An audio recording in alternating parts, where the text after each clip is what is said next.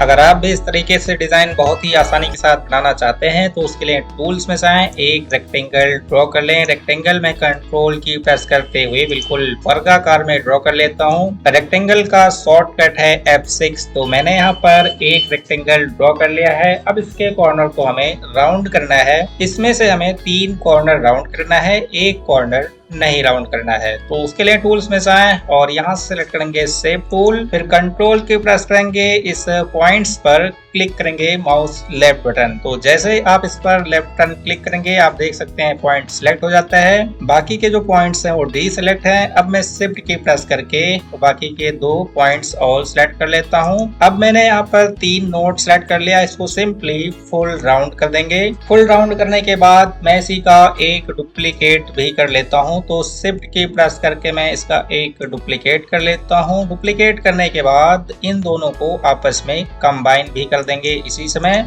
तो सेलेक्ट करेंगे और फिर कंट्रोल L से इसको कंबाइन कर लेते हैं। कंबाइन करने के बाद इसमें जो भी कलर आप फिल करना चाहें अपने अनुसार फिल कर सकते हैं। तो मैं इसमें फिल कर लेता हूँ रेड कलर। वैसे इसको भी हम फिल नहीं करते हैं, आउटलाइन ही रखते हैं। तो मैं कंट्रोल Z कर लेता हूँ। टूल्स में जाएंगे, एक रेक्टेंगल ड्रॉ कर लेते हैं। मैं एक रेक्टेंगल यहाँ पर ड्रॉ करता हूँ और फिर एक रेक्टेंगल यहाँ पर ड्रॉ कर लेते हैं। अब इस पार्ट को हम स्मार्ट फिल टूल का यूज करके फिल भी कर देंगे। तो टूल्स में जाएं, स्मार्ट फिल टूल सेलेक्ट करें, सिंपली इस पार्ट को फिल कर दें, फिर इसको फिल कर दें। फिल करने के बाद इन दोनों रेक्टेंगल को मैं यहाँ से डिलीट कर देता हूँ और फिर एक रेक्टेंगल और ड्रॉ करेंगे। तो कंट्रोल की प्रेस करते हुए बिल्कुल वर्गाकार में मैं रेक्टेंगल ड्रॉ कर लेता हूँ। फिर इन दोनों को सिलेक्ट करेंगे कीबोर्ड से L और फिर T प्रेस करेंगे तो टॉप और लेफ्ट से अलाइनमेंट हो जाता है। अलाइनमेंट करने के बाद इसकी साइज में बढ़ा देता हूँ। तो इसकी साइज हमें इसी रेक्टेंगल के बॉटम साइड तक लाना है। तो मैं सिंपली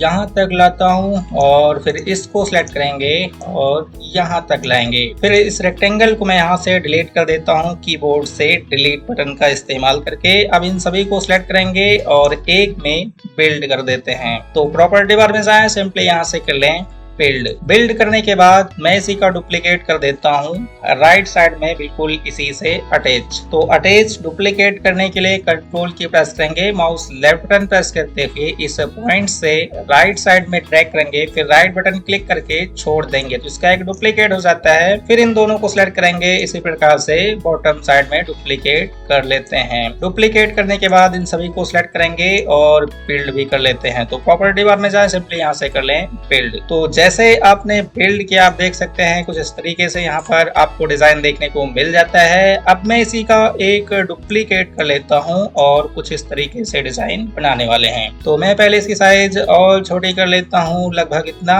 उसके बाद इसको रोटेट भी करेंगे। तो इस पर क्लिक करेंगे, इस रोटेशन हैंडल से मैं रोटेट कर देता हूँ कंट्रोल की प्रेस करते हुए, फिर राइट बटन क्लिक करके छोड़ देंगे, डुप्लीकेट हो जाता है। फिर इसी का एक डुप्लीकेट और कर लेंगे। लेकिन यहाँ पर जो मैंने डिजाइन बनाया था वो काफी घना हो गया था, इसलिए इस तरीके से डिजाइन नहीं बन पाएगा। क्या करना होगा आपको, इसकी साइज थोड़ी सी और बढ़ानी पड़ेगी, ये जो बीच का स्पेस है। तो टूल्स में जाएं, शेप टूल सेलेक्ट करेंगे और सिंपली इन सभी को बाहर से ड्रैग करते हुए सिलेक्ट करेंगे। इसकी साइज में बढ़ा देता हूँ एरो की का इस्तेमाल करके। तो इस तरीके से आप एरो की का इस्तेमाल करके बढ़ा सकते हैं, लेकिन उससे पहले क्या करें, प्रॉपर्टी बार में जाएं और यहाँ पर आपको मिल जाता है ऑप्शन। यहाँ से मैं पहले इंच कर लेता हूँ और फिर नोट डिस्टेंस में आएंगे, यहाँ पर मैं टाइप कर लेता हूँ 0.5, ताकि जब आप एक बार एरो की प्रेस करेंगे तो आपको 0.5 का स्पेस मिल जाए। अब इन सभी को सिलेक्ट करेंगे और एक बार राइट एरो की प्रेस करेंगे तो यहाँ पर 0.5 का आपको स्पेस मिल जाता है। एक बार मैं और प्रेस कर लेता हूँ। इसी प्रकार से इन सभी को सिलेक्ट करेंगे और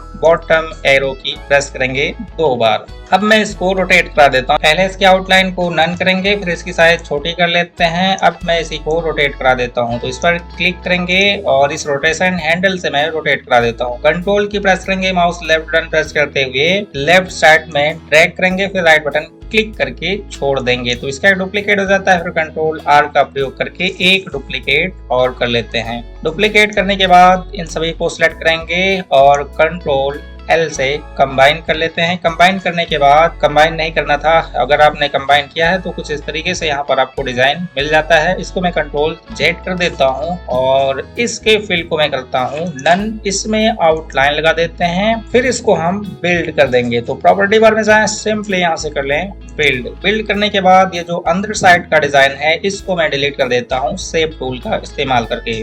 डिलीट करने के बाद अब इसकी साइज मैं छोटा करता हूं, तो शिफ्ट की प्रेस करके इसकी साइज छोटी करेंगे, फिर राइट बटन क्लिक करके छोड़ देंगे। इसका एक डुप्लीकेट हो जाता है, फिर कंट्रोल R का प्रयोग करके मैं और भी डुप्लीकेट कर लेता हूं। डुप्लीकेट करने के बाद अब इन सभी को आपस में मैं कर देता हूं कंबाइन। तो बाहर से ड्रैग करते हुए सिलेक्ट करेंगे, कंट्रोल L से कर लेते हैं कंबाइन। कंबाइन करने के बाद अब इसमें जो भी कलर आप फिल करना चाहें फिल कर ले अपने अनुसार। तो मैं इसमें रेड कलर फिल कर लेता हूँ, इसके आउटलाइन को डन कर देते हैं। तो फ्रेंड्स आप देख सकते हैं यहाँ पर कुछ इस तरीके से आपको डिजाइन देखने को मिल जाता है। अब चाहें तो यहाँ पर कुछ डिजाइन और सेट कर सकते हैं। टूल्स में जाएंगे, स्मार्ट फिल टूल सेलेक्ट करेंगे, सिंपली इस पार्ट को फिल कर देते हैं, फिर इसके आउटलाइन को नन करेंगे। इसमें फिल कर देता हूँ केसरिया कलर, इसकी साइज और छोटी कर लेते हैं, फिर इसी का एक डुप्लीकेट करेंगे, इससे भी छोटा। डुप्लीकेट करने के बाद इसको हल्का सा मैं टॉप साइड में यहाँ पर लाता हूँ, फिर इन दोनों को सिलेक्ट करेंगे, कंट्रोल L प्रेस करेंगे। तो आप देख सकते हैं इस तरीके से यहाँ पर आपको डिजाइन मिल जाता है। फिर इसके सेंटर पॉइंट को यहाँ पर सेट करेंगे बिल्कुल सेंटर में। तो इस पर क्लिक करेंगे और इसके सेंटर पॉइंट को मैं यहाँ पर सेट कर देता हूँ बिल्कुल सेंटर में। अब मैं सिंपली इसको रोटेट करा देता हूँ। तो फ्रेंड्स आप देख सकते हैं कितना आसानी के साथ एक आसान सा डिजाइन कंप्लीट तैयार कर लिया है। आप भी प्रैक्टिस करें, इससे अच्छे अच्छे डिजाइन बना सकते हैं। दोस्तों ये वीडियो कैसा लगा कमेंट करके जरूर बताएं। अच्छा लगा तो लाइक और शेयर, चैनल को सब्सक्राइब करना ना भूलें। Thank you.